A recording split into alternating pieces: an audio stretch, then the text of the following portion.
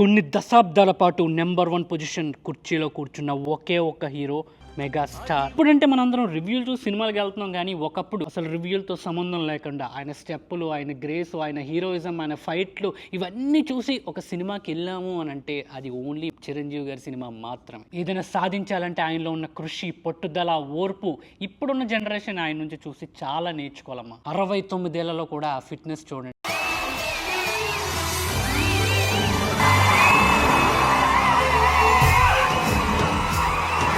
ఇప్పటికీ కూడా డైట్లు ఫాలో అవుతారు.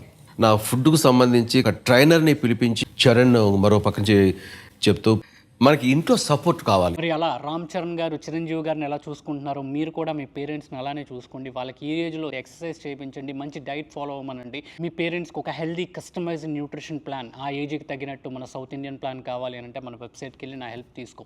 ఇంతకీ వింటేజ్ మెగా ఫ్యాన్స్ ఎంతమంది